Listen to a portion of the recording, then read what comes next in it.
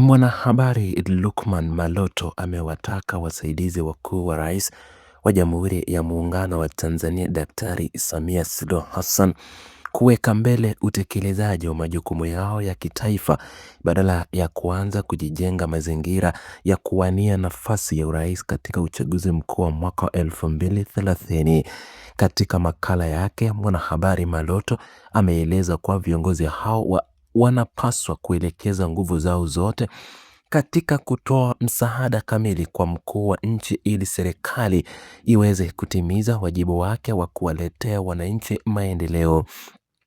Mwanahabari Lukman Maloto amesisitiza kuwa kazi kubwa ya wasaidizi wa Rais wa Jamhuri ya Muungano wa Tanzania Daktari Samia Suluhu Hassan ni kuhakikisha kuwa wananchi wanapata matunda ya maendeleo kupitia uongozi uliopo madarakani hivi sasa.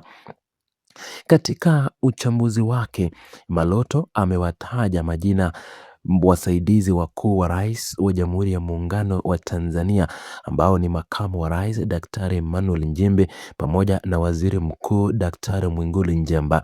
Mwanahabari huyo amesisitiza kuwa viongozi hao wanapaswa kutumia nafasi zao za uongozi ndani ya serikali kumuunga mkono kwa dhati Rais wa Jamhuri ya Muungano wa Tanzania Daktari Samia Suluhu Hassan.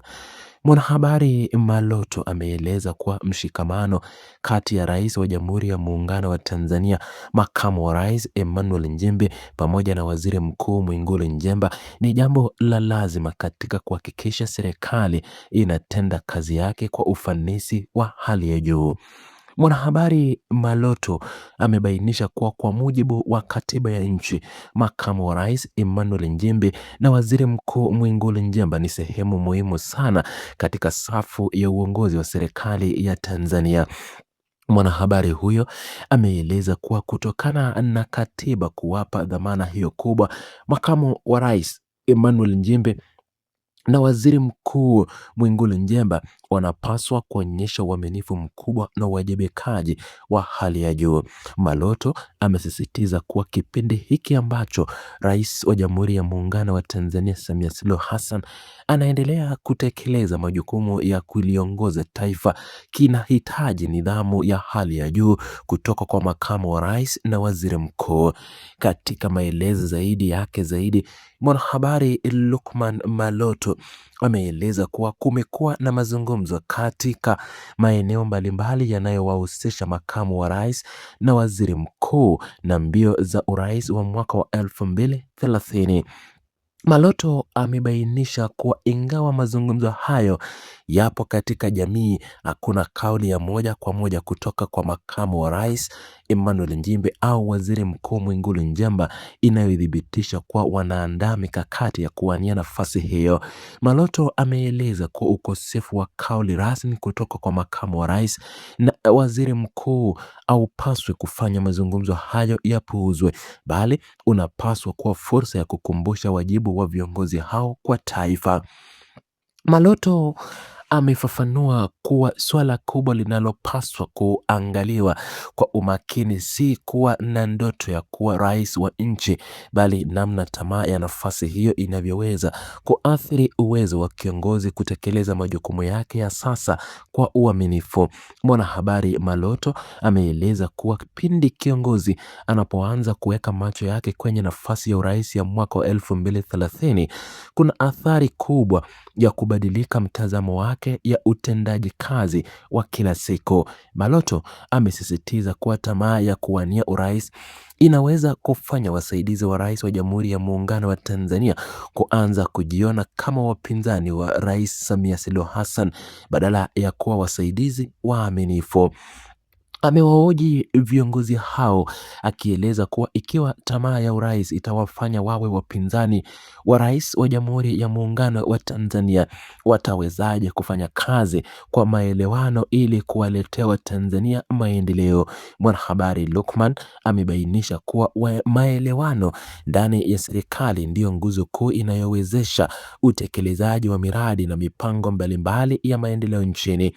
Maloto ameeleza kuwa pale ambapo maelewano kati ya Rais wa Jamhuri ya Muungano wa Tanzania na wasaidizi wake yanapopungua, athari zake za moja kwa moja zitakwenda kwa wananchi wanaotarajia huduma na maendeleo kutoka kwa serikali walioichagua. Akiendelea kufanya uchambuzi wa kina, mwanahabari Lukman Maloto ameeleza kuwa kiongozi anayemsaidia Rais wa Jamhuri ya Muungano wa Tanzania, lakini akiwa na tamaa kubwa ya kushika nafasi hiyo, anaweza kujikuta akitamani kushindwa kwa serikali uliopo madarakani ili kupata nafasi ya kisiasa. Mwanahabari huyo amebainisha kuwa hamu hiyo ya siri ya kutaka serikali ishindwe inaweza kusababisha madhara makubwa kwa ustawi wa taifa. Mwanahabari Lukman ameeleza kuwa kiongozi wa aina hiyo anaweza kuanza kuweka mbele maslahi yake binafsi na kisiasa badala ya maslahi ya taifa zima la Tanzania. Mwanahabari Lukman ameonya kuwa hali hiyo inaweza kusababisha baadhi ya viongozi kuanza kujenga makundi ya kisiasa ndani ya serikali na ndani ya chama. Lukman ameeleza kuwa ujenzi wa makundi hayo unalenga kutenganisha safu ya uungwaji mkono na kuelekeza uchaguzi wa mwaka wa 2030. Ameongeza kuwa tabia hiyo inaweza kupelekea viongozi kuvunjisha siri za serikali kwa nia ya kuwakashifu au kuwadhoofisha viongozi wengine. Amesisitiza kuwa kuvunjika ama kuvunjisha siri ya serikali ni ukiukaji mkubwa wa uaminifu na viapo vya uongozi. Mwanahabari Lukman ameeleza pia kuwa viongozi wenye tamaa ya mapema ya urais wanaweza kuanza kujitenga na changamoto mbalimbali zinazotokana na uongozi wa serikali. Amebainisha kuwa badala ya kukabiliana na changamoto za kitaifa kwa pamoja, viongozi hao wanaweza kukwepa uwajibikaji ili kulinda maono ya umma yao. Mwanahabari Maloto ameeleza kuwa hatua hiyo inalenga kujijengea taswira binafsi ya kisiasa mbele ya wananchi, huku wakiacha serikali ya Rais wa Jamhuri ya Muungano wa Tanzania ikibeba mzigo wa lawama peke yake.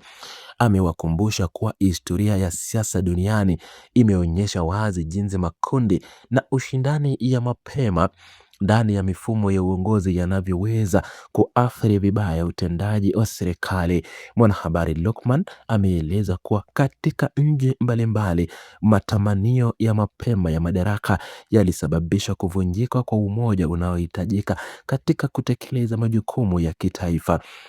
Lukman amesisitiza kuwa serikali yoyote inayokabiliwa na ushindani wa ndani na mapema inakabiliwa na hatari ya kupoteza mwelekeo wake wa kuhudumia wananchi. Ili kutilia mkazo hoja yake, mwanahabari Maloto ametolea mfano wa viongozi waliokuja kuwa marais kutokana na mazingira yaliyotokea bila kupanga mapema. Mwanahabari Maloto amemtaja aliyekuwa rais wa Marekani Gerald Ford kama mfano wa kiongozi aliyeshika nafasi hiyo ya juu kutokana na mazingira ya kisiasa bila kuweka mikakati ya mapema.